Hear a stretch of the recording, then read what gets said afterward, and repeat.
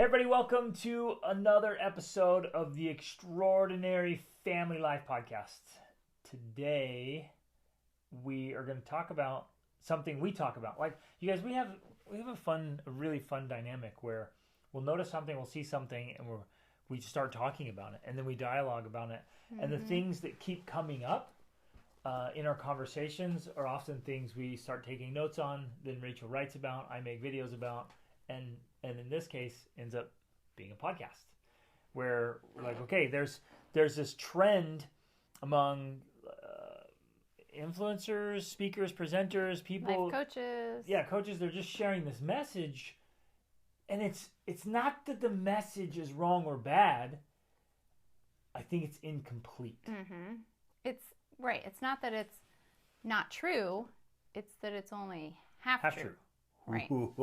So we want to talk about that. We want to discuss it and why it's half true. Why it is true, but it's only half true, and what the other side of that truth is. Like, we always talk about the two sides of the coin, the dichotomy of life. Like, everything is two sides of a coin, and very often it's seemingly incongruent or seemingly opposing ideas or views that are actually connected and part of the same coin very often. So that's definitely what this is. And I think it's worth discussing and thinking about.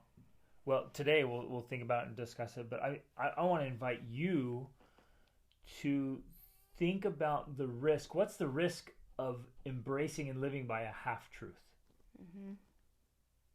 Well, which, oh my goodness, yes, see, ideas sparked right there. Exactly. Because I feel that a lot of people actually are living unfulfilling lives and are living below their potential because they are actually living half-truths. They have embraced a philosophy. You know it's good when Greg starts taking notes here. They've embraced a philosophy of something that is true, and it is true. And yet they embrace that, and they make that the center and focus of their life. They devote all this energy and time to it, but it's only a half-truth. It's only an incomplete truth. So, in a very real sense, what they're doing is good. Yes, it is good. It's moving in the right direction. It's fantastic. But it's not necessarily... It's only halfway there. It's not necessarily great. And partly that's because it's incomplete. It's not whole. And I would argue, and I think most people would agree if we kind of talk through this, and you could argue the point that in some instances, perhaps many instances, a half-truth fully applied could actually be quite detrimental. Oh, and so it even becomes bad to go halfway. I mean, there's all kinds of instances. Like, for example, from what I understand, if you take half of a series of an antibiotic, it doesn't complete it and kill it. Like, then your body reacts to it and responds to it, and then it'll resist the antibiotic. Mm-hmm. Right? So that's one simple example of going halfway actually then becomes detrimental. Yeah. And think about how many half-truths and halfway efforts and only getting half the picture. Okay, take a painting, and you have half the picture. You might come to a conclusion. You're missing the whole rest of the story. I definitely want to cover that painting analogy again because I love that analogy. But one of the things I want to bring up is, say you take a virtue like kindness, right? Yes. People think, oh, kindness is good, and it is. Kindness is good, but by itself... And say be kind at all costs. Yeah, right. But by itself, actually, if kindness is your primary value or your primary moral compass, it's incomplete and it's not enough. And it can become bad. It can become a bad thing if kindness is your primary motivating factor or force. Because now, even saying then, that, well, like, I know, wait, right. Oh, what are you talking about, Rachel? Well, and the reason why is because if you always operate off of kindness or being agreeable, then you can get pushed around. You can get taken advantage. You can actually sacrifice yourself for the benefit of others, but end up being resentful. You can avoid standing up for yourself. Like, there's all these other things that come into play if you focus on just being kind because being kind is good and being kind is right, and so I need to always be kind, and that can end up being a bad thing, to We have someone mowing lawn out here. Yeah, somebody's making a lot of noise right outside the window. Oh, the irony of timing. That's interesting. Years ago, I made a YouTube video because I kept getting requests, and it came up a lot. Again, those themes that come up a lot was I try to be a kind person. I'm trying to be nice. I want to be a nice person, but people keep taking advantage of me. And so I kept saying, well, stand up for yourself. And they're like, well, I don't want to be mean.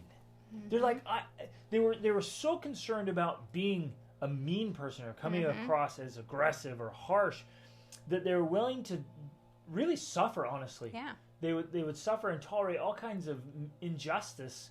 And so I made this video about being firm and kind. Being kind and firm, right? It's this two sides of the coin of like being.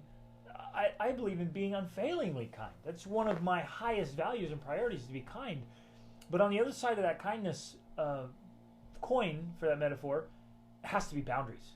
Strong boundaries. High standards. Like, sorry, this will not be violated. You cannot cross that line. You can't treat me like this. My kindness doesn't pass this line of unacceptable behavior. So well, that's a perfect example. And I would say even further on the other side of that coin, it even goes to a point of violence.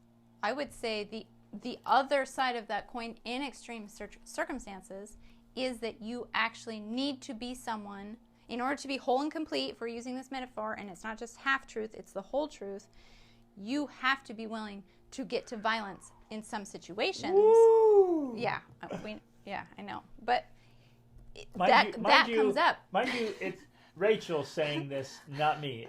This is well, what I mean in that circumstance a woman who's is so that gentle. You would get violent flies. for me. Yes.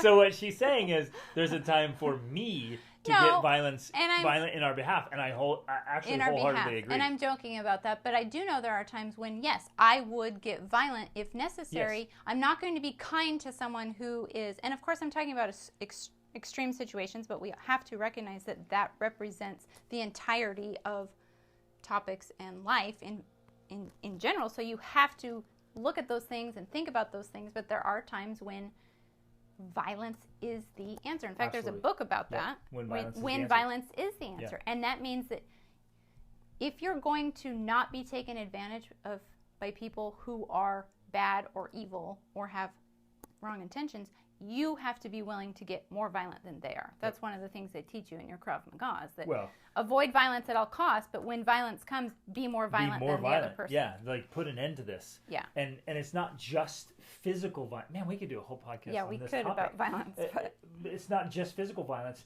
There are times, and I think we all have to agree with this, acknowledge it, that, again, there's a growing naivete as well, that like, no, you don't ever have to be violent. And there's something admirable and beautiful about that. There is something admirable. We're getting way off. I know, we totally are, but it's important. There is something admirable and beautiful about that. And we used to believe that, and we used to live by it. But unfortunately... On that side of the coin, I still do. I still believe in nonviolent protest. Yes. What Martin Luther King did and Gandhi did, absolutely unbelievable. I'd be behind it. And Mother Teresa saying, look, I'm not coming to your anti-war. When you have a pro-peace rally, I'll be there. Yes. Right? I believe that. But unfortunately, from personal experience, we know that by believing that there weren't, I mean, we went so far to the, hippie side of it. I use that not in a derogatory term per se, but like the hippie side of it, where there are no bad people and there's only, it's only different levels of energy, and, there's no evil in the world. There's no wrong in the world. We believe that to the point where we were acting that out and teaching that. And unfortunately, that led to some negative circumstances and situations, which we're not going to totally get into because that's private at this point, with some of our children, that led to very serious, painful situations because our children had been taught to believe there's no bad people in the world. And so, I mean, this is serious. This is getting serious here. Yeah. This is real. When you believe and operate that way, and then you come face to face with malice, real malice that does exist in the world. I do believe in the goodness of humankind, but malice does exist. And when you come face to face with it and you're not prepared to deal with it in a violent way if necessary to combat that, you end up being a victim in the real sense and taken advantage of. And those of you who are... Go ahead. And I just wanted to add this. That is actually the source of PTSD. PTSD is people who come face to face with malice and violence in the world and evil, not having been prepared to face them and realizing that it's real. Going to such an extreme, it just kind of undoes your whole framework. Right. And those of you who are familiar with quantum physics, and we are too, and we agree, and we believe you can attract and manifest all these things and work and live in that way. I agree with all of that. I just think it's worth considering the other side of the coin is, and I do believe it, there is a time, perhaps not for all. I'm going to leave that window open. Absolutely. I think there are some people who are not warriors, and they don't need to be. But for some of us, there's a call to arms. And there's a time to be violent. At least a call to be prepared, to have arms. You're called to have arms. You're called to have arms, yeah. Okay, exactly. 2 more thoughts that I wrote down about this halfway. I read the Francis Bacon. What was his essays? The essays by Francis Bacon. And there was one thing which I learned was essentially the essays were a type of journaling that was meant to be confessionary in order to help you from making the same mistakes in your life, which was fascinating. So insightful. Yeah. One of the things he wrote is that if you study philosophy halfway, you'll lose your faith and belief in God. Or a higher power. Or, the bigger picture. He says if you study philosophy halfway, it undoes you. If you continue the course and go all the way, you come back full circle into believing it. Yeah. And so that's another example of going halfway being dangerous. If you get in and dabble with it, it undoes it. And when you go deep and get real depth on it, Francis Bacon was saying, no, you actually come back to this wholeness, which was beautiful. And then in Moby Dick, Herman Melville talked about all the horrors of a half-lived life. Mm-hmm.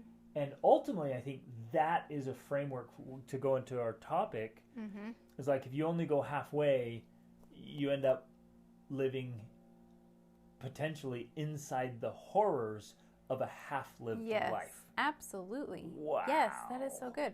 And that's kind of, that's what we want to bring up and talk about, because we're seeing these philosophies being taught out there by growing numbers of life coaches and other influencers, and we're kind of like, okay, yeah, that's true, but it's half true. Yep.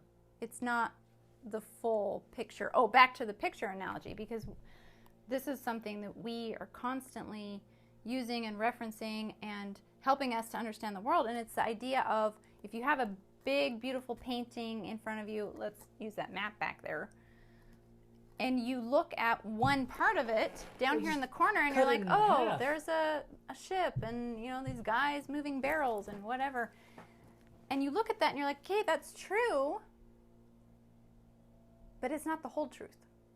The rest of the truth is the entire picture, the entire paintings. And so very often people get caught up on a part of the painting and saying, this is it.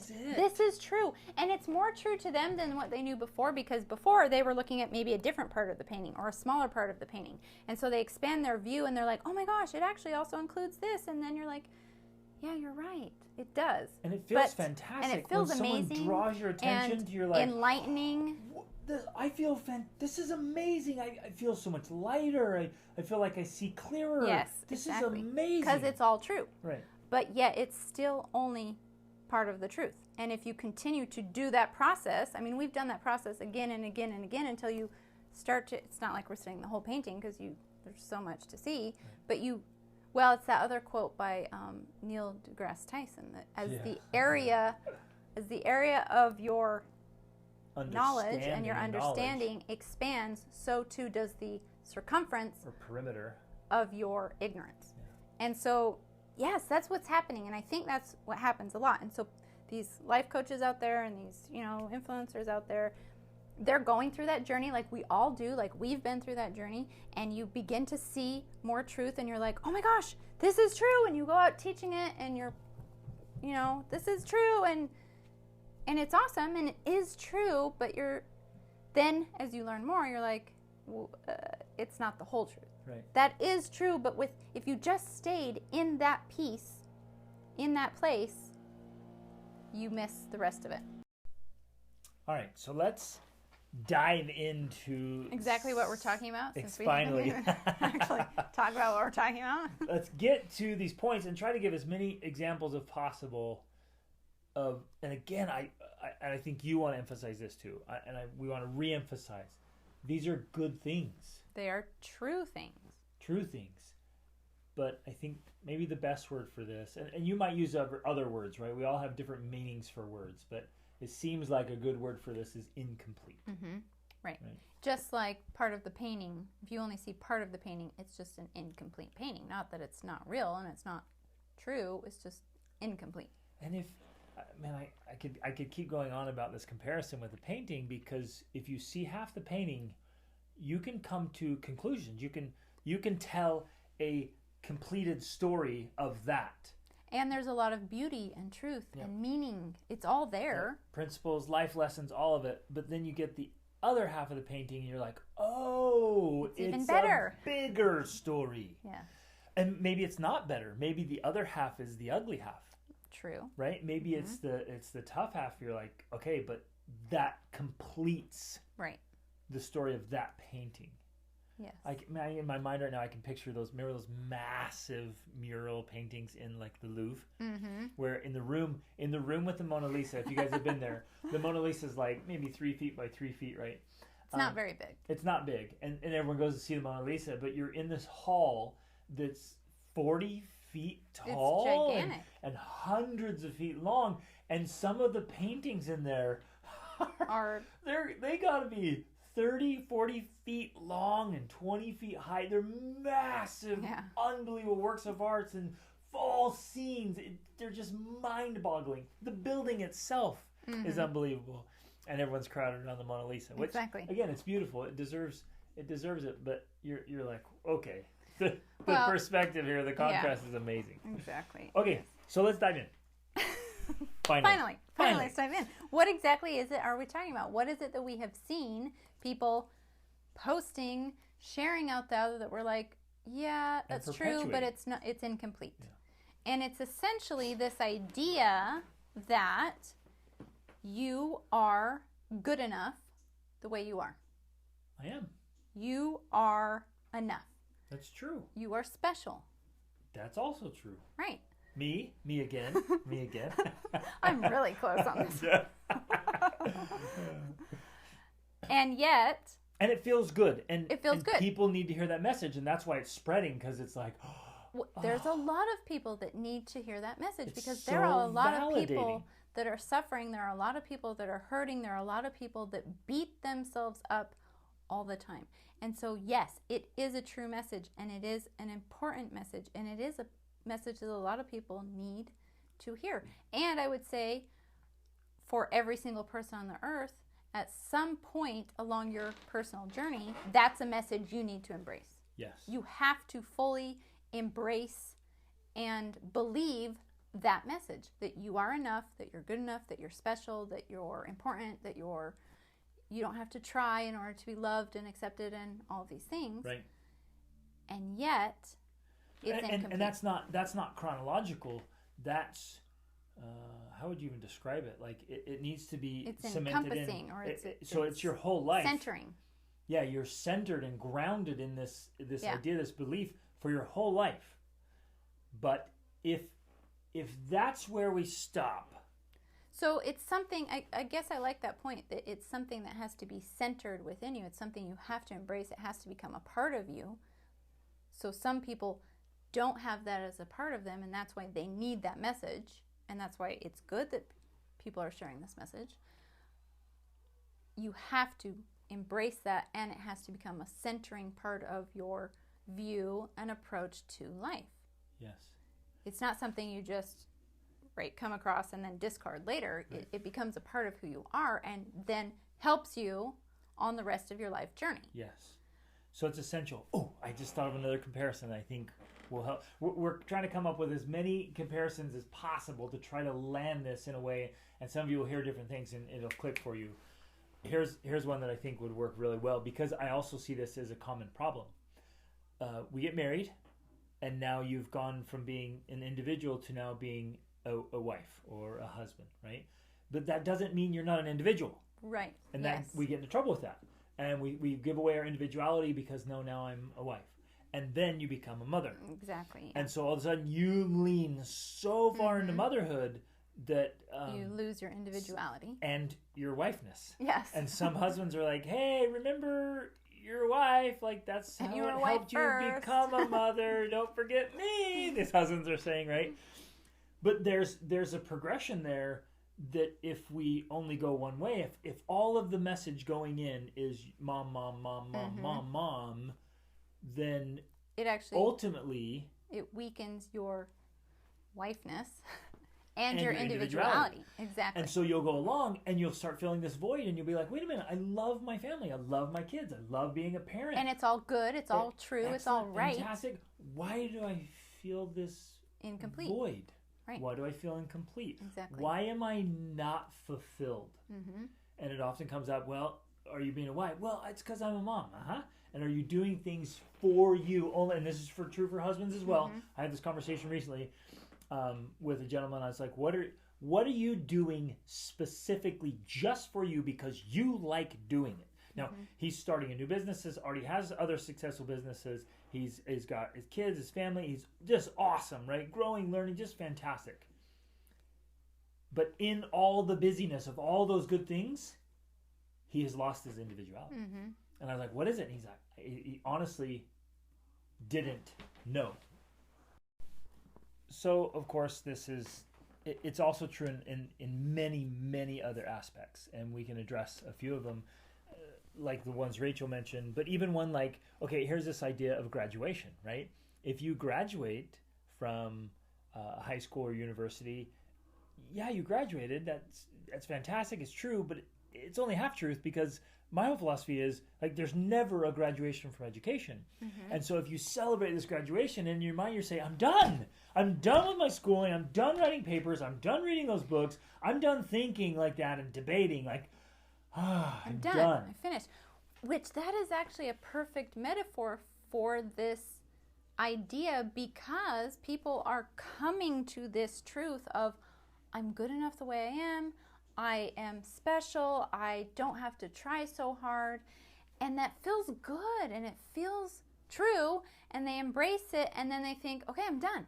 Like I don't have to keep learning, I don't have to keep growing, I don't have to keep trying, because I'm good enough the way I am. And I think ultimately that is where these ideas can become toxic. They actually become toxic and detrimental to your mental health and well-being, because you accept this idea of, I'm good enough the way I am special, but that's not the complete truth. That's an incomplete truth, because if you stay there, if you stay in that place of I'm good enough the way I am, you stop growing, and if you stop growing, you actually start atrophying, and then you become miserable. Like, you literally become miserable because you don't have meaning in your life. You're not pursuing anything. You're not trying to get better. You're not trying to change things. You're not trying to transform. You're not trying to make things better. And so, I already said that, but and so you feel a void. You feel this void in your life. And there, it creates an emptiness, it creates a discomfort, a dissatisfaction, a blah. It creates buffering, it creates, you start turning to addictions, problems, midlife crises. Self-medicating. Yeah, you start turning to all these problems because, and what essentially at the bottom is there's this void. Now, what's really cool is that this is a spiritual thing and a physiological thing, and like Rachel referred to already, a psychological thing. And you can look in each of those industries, you could study psychology and realize, yeah, human beings need to keep growing and improving. And they need to have noble aims. They need to have goals and targets that they're working toward achieving. Like we are, well, I think you want to talk about this. We're evolutionarily designed that way. That's the physiology of it, right? Yeah. Where in a real sense, if you look at the evolution and the hard wiring, if you look at the hard wiring in our heads, we are wired to learn and grow and improve, to get novelty and to challenge ourselves. Like, we're wired to have challenges, to keep growing and progressing, and we're wired to want it and feel bad if we don't have it. Exactly. So if we sink into comfort and familiarity, complacency and acceptance, and doing all the things the same way, now research is discovering, like, wait a minute, those are major factors for dementia and Alzheimer's and other problems. Depression, even anxiety. Right, all of that, because the brain starts to atrophy. Yeah. And it uses these channels like, oh, we're going to shut down here because it's not. We're not even using this. Right. And so, and it's a spiritual, so it's psychology, it's physiology, and it's spiritual. I believe we were created that way. I believe we have a spiritual DNA, so to speak, that we come, as the poet said, trailing clouds of glory, and that we have this, maybe we call it a beacon that's calling us upward. And you hear me say all the time, if you're familiar with any of my work, I'm always saying reach upward. And that comes from the end of a poem that said, chief of all thy wondrous works, O God, supreme of all thy plan, thou hast placed an upward reach into the heart of man. There's this reaching, this longing to be better. Now, this is where we get into trouble. Incompleteness comes. Well, because you start noticing. Well, okay, one, you don't really like yourself if you're not growing and learning and doing likable things. Which is one of the reasons people embrace this idea in the first place. That's where I was going. Okay. Exactly. Because they feel like, one, I don't have any goals or dreams that are actually challenging and exciting. And two, if I try to make progress on them, I fail. So I just don't like myself because I'm trying to do these things and I'm not doing a good job at doing these things. And so I feel like crap. And so the solution is I'll just accept myself the way I am. So you're scrolling along, which isn't necessarily fulfilling. No. So you're scrolling, you're doing your stuff and going along, and maybe you are failing and struggling. And what I see often is that they're pursuing things, or the thought of pursuing things, the thought of growth, the thought doing of something lifelong different. progression so overwhelming. Well, and then the thought of, wow, maybe I'm not doing things as well as I could be, or maybe my life isn't as great as it could or should be, or maybe I'm failing at things. That thought is terrifying. It's frightening. It's painful. It's extremely painful. And yet there's the other side. Maybe our coin might be a dice. it's a die, right? There's sides of it, but the other side is, you are currently sucking at whatever the role is. It could be at times. Could be one role. It could be multiple roles. I have just sucked it up as a dad, or as a husband, or a provider, or a leader, like whatever, and that's true. And I need to face it. And I need to own it. And that hurts, and it's humbling, and it's like a punch in the gut. And you're just, I don't like this. But it's not the whole truth.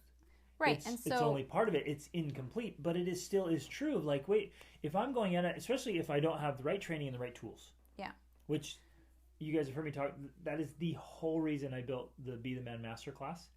Is this very reason. I had to compile a place with the training and tools to do it right. Because if I don't have the right tools, and I feel just horribly inadequate, and that's one side of my coin, is I am.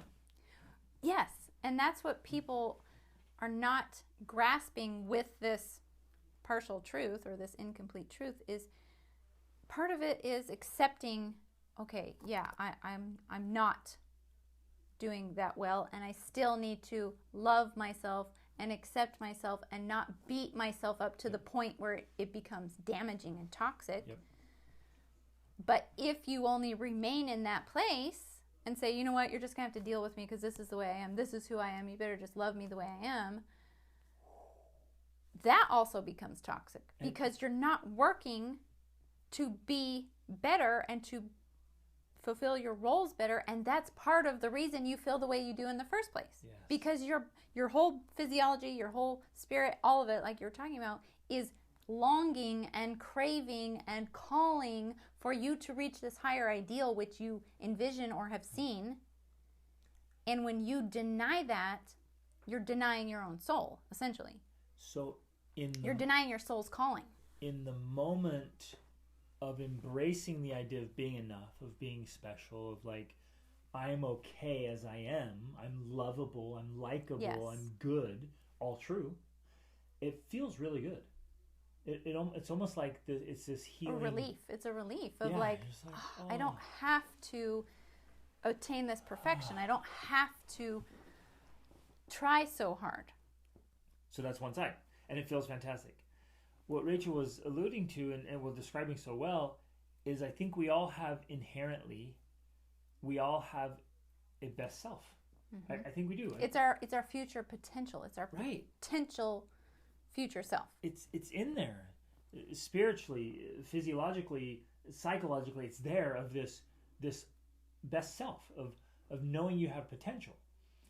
And what you described so well, and I'm just re-emphasizing here, is if you settle into, I'm good enough, I'm smart enough, and doggone it, people like me. Quoting from an old Saturday Night Live when I was a kid. That line has stuck with me. It's so funny. But if I stay there and then I don't pursue inside of discomfort, and this is why people often don't pursue it, because it is uncomfortable. Mm-hmm. Growth is uncomfortable. So if I don't pursue that growth, if I'm not chasing down my ideal best self, then there's another kind of pain, another kind of toxicity that starts to just tear us up on the inside. Because for a while, that acceptance of you're good enough is good enough. I mean, that can carry you, who knows for how long. I mean, some people, it could be weeks or months or who knows, longer. Well, okay, let's do another metaphor. That could be the few keys on the piano that you always play. Well, that's where I'm going. Instead of getting the whole keyboard, you're like, I got my little tune here. And so it can be enough for a while, but at some point, you will reach another point in your life where it's not enough. Right. And you try to keep playing that same song, that same tune of I'm good enough, I'm good enough, I'm good enough. I just need to accept things the way they are. And it's not enough. Yep. It becomes meaningless. It becomes insignificant. It becomes shallow. Yep. Because it isn't the whole truth. Yep. It is incomplete. And the reality is you are designed and you have evolved to want more and to want more from yourself. And until you actually put that into action and become that person that you are being called to become, you suffer. Yep. You feel it. You feel that emptiness. And so that's the other side of this that is not fully being shared. Right. And that maybe doesn't play out for a while. Somebody one time described hell as the moment when the person you are meets the person you might have become. Mm-hmm. And I think we all can imagine that scenario. Like we can picture it in our minds of like the best self and current self or even the end self. And if you haven't gone after it, there's a real pain. Now, what's really interesting, we couldn't have done this podcast when we first got married, but no. I think we picked up on some of it. Specifically, I remember telling you and talking about this, I will not expect you to love me as I am. Yeah. I will never come to you and say, Rachel, why don't you just love me as I am? Exactly. As a 23-year-old. Like, or as a 43-year-old. Like, whatever. Like, to me, that's just crazy to expect her to love me as though I have arrived. And this is it. Take it or leave it. Love it or not. Like, this is it. I got it. Which, again, is another partial truth. Right. Yes, I love you the way you are. Right. I love you as you are. You know, warts and all, so they say. And you know, was as not I that was you have at warts. 23. Yes, and as you were at 23, exactly, when we got married. Like, so that is part of it. But I think that certainly has been a foundational piece of the success of our marriage long term, is that we didn't just expect to love each other the way we are and stay that way. Right. We fully expected, we fully embraced, we both fully committed to, we're going for our best selves. And we're going on this together. And, you know, I expect you to come along. You expect me to come along. It's not just sit back and, you know, stay in your current state for the rest of your life. That is not a part of our agreement. Right. And we both know that. And that's how we want it, because that has made our marriage better. That's made our life better. That's made us better.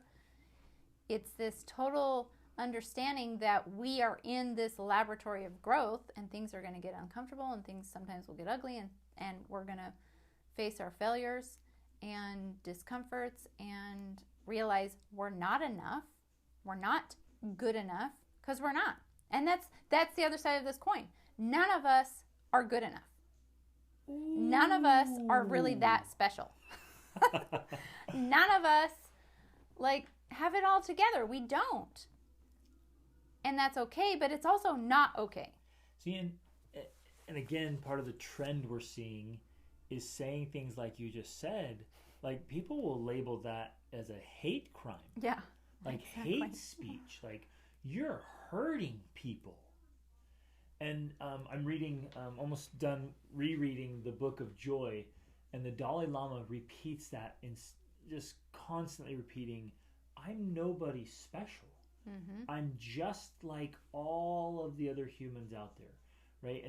And they have things to teach me, and hopefully I can share something with them, but we're all in this together. And he'll tell himself, I'm nobody special. He's like, that's how I can humbly walk into a stadium with 50,000 people and just speak to them, because I realize I'm just one of them. I'm nobody special. There's power in that, of realizing simultaneously I'm nobody and I'm somebody, and acknowledging I'm special, and no, just me, right. Just in human form, going through the same thing all the humans are going through. So ultimately, what we have to be able to do is to embrace seemingly opposing viewpoints at the same time. Yeah. We have to...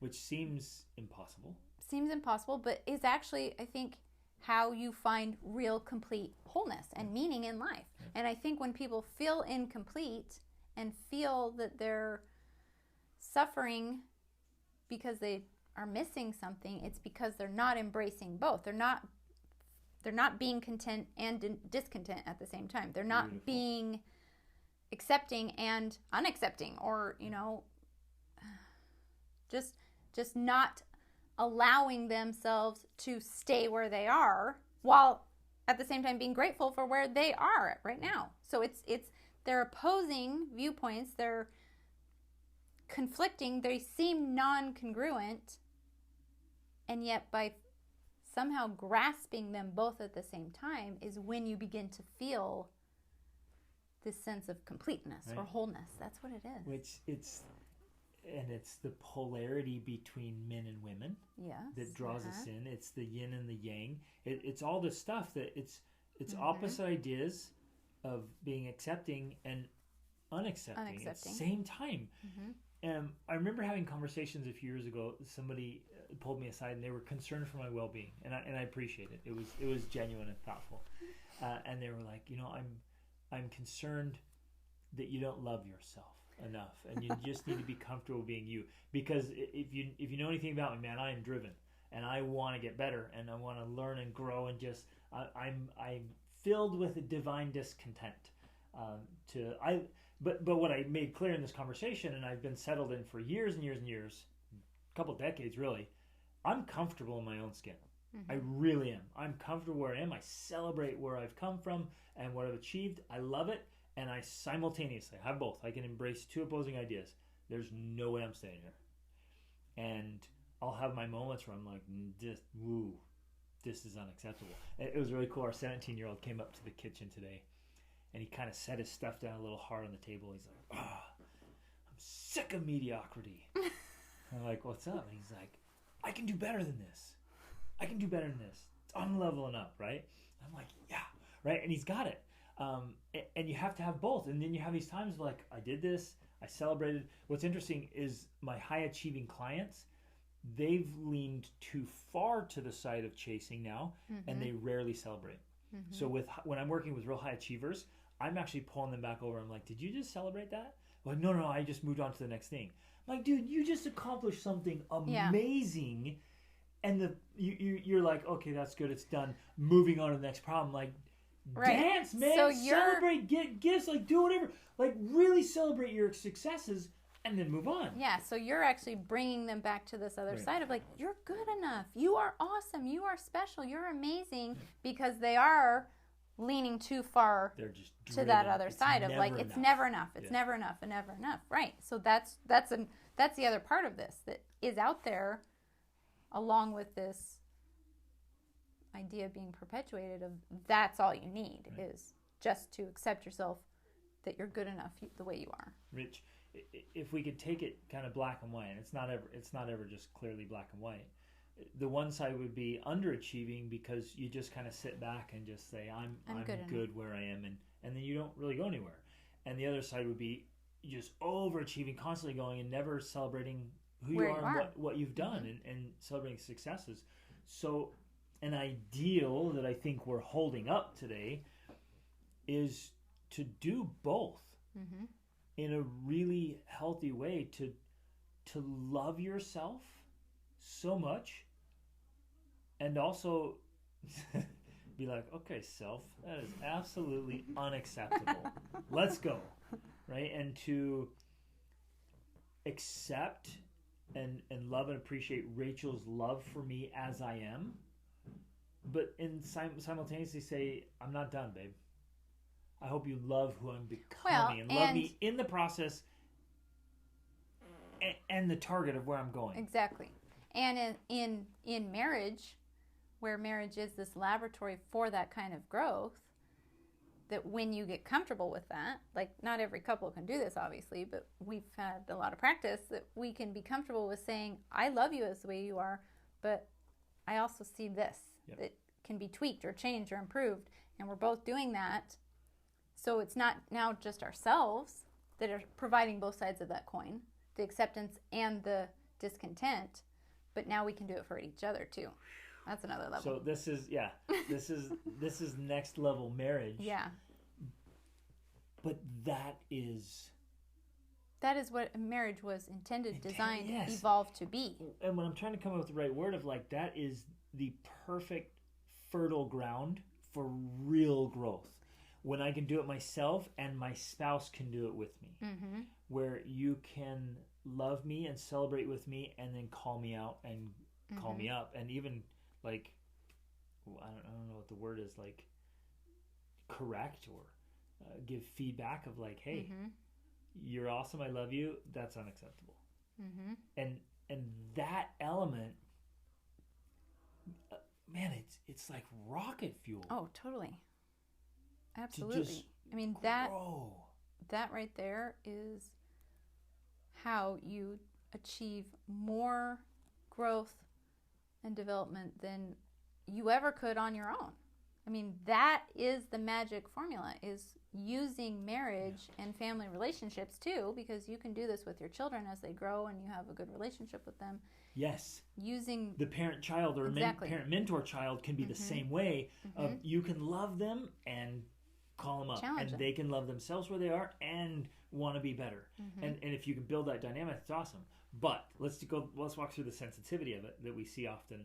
If I'm leaning too far to this side, any suggestions that Rachel too far to the I'm good enough side. I'm good enough, love me as I am, and it might be I'm trying to protect my insecurities, and maybe it was something from the way I was raised, or something I'm afraid of, or some rejection, or failures, or mistakes I made, or ultimately kind of built on insecurities for the most part. But if I'm leaning to this side too far, you're not free or comfortable to make suggestions to me, and it feels super threatening, and it causes a fight. Exactly. And we see this all the time. Like, well, if I can't say anything. If I say anything to my spouse, turns into a fight, this big other thing. The other side is if it's just go, go, go, go, go. I think one of the ways that comes out is I'm going to always be picking on you. and pointing things out. Because and it's never enough. It's never enough. Exactly. Oh, okay, good job, but it's the next thing. But what about this thing too? And what about that little thing and this little thing? And so, it becomes this perfectionism where you're never allowed to be imperfect at all. And that's unhealthy as well. And I can do that to myself or you inside of marriage. So if I'm too far to that side, I'm just going to be driving, and my wife be like, sweetheart, good job, that's enough. No, it's not enough. I have to do this. And I drive to the neglect of my marriage or my kids or whatever else, my health, because I'm just so going. And it's hard to live with. In fact, either way, either side going too far and not having the wholeness is really hard to live with. So, okay, so the question... How do you actually do it? Yeah, how do we lean into this? How do we... I'm good where I am, and I'm not good enough. I think that can be one of the most challenging parts of this whole process, is knowing yourself well enough to know when to use which approach. When you need to be harder on yourself and push yourself more, and when you need to give yourself more grace. Yes. That's the most challenging thing, and ultimately only you can know. Yep. And I think you can only know by actually getting to know yourself. And a lot of people don't know themselves. Yep. Yes. They really just haven't taken the time to become aware of who they actually are and whether they're actually giving their best or they're letting themselves slide. Yep. And so you have to start, I think, by paying attention and noticing, am I being honest with myself? Yeah. Am I being honest with who I am? And am I keeping commitments to myself? Like we talked about with our 28-day challenge that we used to do. If you can make and keep small daily commitments to yourself, that's the beginning of trusting yourself and getting to know yourself, because you pay attention to who you are and what you're doing and whether or not you are true to your word. If you say, I'm going to, write 500 words, or I'm going to get up at this certain time, or I'm going to practice an instrument, or I'm going to work out every day, and then you don't do those things, you can't trust yourself. And until you can trust yourself, you're going to swing too far to one side or the other of this coin. And having that deep awareness and then that commitment to honesty helps you to know what to do. Because you might commit to get up every day at a certain time. You get up early and then... realize it's totally unrealistic? Or it might be unrealistic, or you might realize... Again, this takes unbelievable awareness, because you believe the stories, right? Whatever you repeat, you believe. And you believe the stories you tell yourself. And you have to be able to have this awareness and honesty to say, wait a minute, am I using this as an excuse? Am I using this as a cop-out of no, I do need some more sleep? Or do you actually need more sleep? Right, exactly. Is it true? And you're like, I'm going to make a legitimate exception here, and I'm going to sleep in because I do need it. I was woken up, whatever. Or okay, yeah, I got woken up, I went right back to sleep. This is just an excuse. I really need to lean into this. Yeah, so it ultimately takes a lot of very close, differentiated self-awareness, of being able to know yourself well enough to understand if you're being honest with yourself or if you're just making excuses for yourself. Yep. If you're giving yourself what you really need because that's what you really need and you know it, or you're just making excuses for not following through with what you said you're going to do.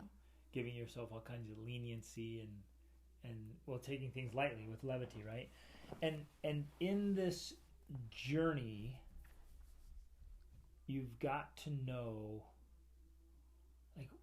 what to do and when to do it. It takes a lot of wisdom and practice, which comes back to the self-awareness.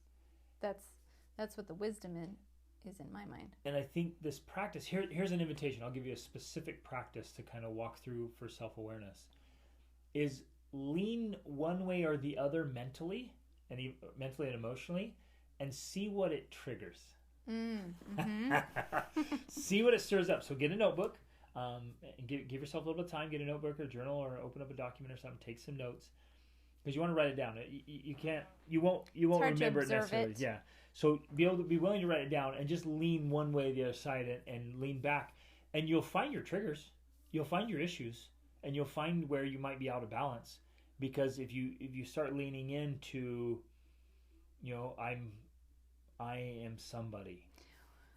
Oh no, that makes me feel prideful. And you're so worried about being arrogant and proud, and I meet people like this. They're hypersensitive about being genuinely good because they are really extreme on one side, and so you try to pull them back to this other side a little bit, and they're like, no, and it's almost that they view that other side of the coin as a bad thing, like it's a what's the opposite of a virtue? It's a vice. It's a vice or a flaw. Yeah. They'll see it as a flaw. Right. So, like, literally, no joke, you guys, every day throughout my coaching sessions, I'll make emphasis one side or the other. So all throughout the day, depending on the client, and specific things with each client. So I might in a coaching conversation with one client, I might be like, hey, do this, and hey, do this. And I'm like literally bouncing back and forth on the coin, depending on where they're at. Where they are with that. And that's a good point, too, because it could be different with each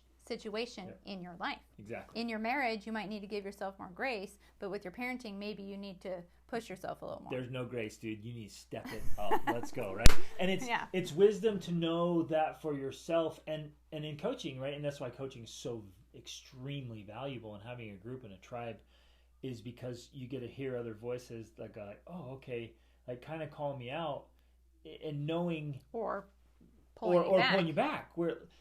And I'll say this all the time. And again, here I am doing the very thing that we're talking about. Have some grace for yourself. Be forgiving of your journey. People, every week I get to talk to people who've been through really, really hard stuff. Everybody has this story. And I'm constantly saying, wow, you've been through so much. Have patience and grace with yourself. And love yourself. And love yourself. Accept yourself and be amazed at who you are and where you are and what you've overcome. Celebrate that. Because it is incredible. Man, the tears roll when I say things like that, because they need to hear that. Right. They need to believe that about themselves. And then some days I'll be like, step it up, buttercup.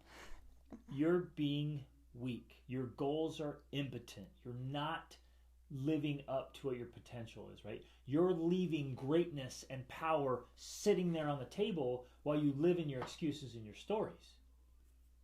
And you get some tears on that sometimes, right? Absolutely. But there's a time for that talk. Because when you know that that's the truth. Yes, it hits. In fact, I mean, that's one of the ways I know.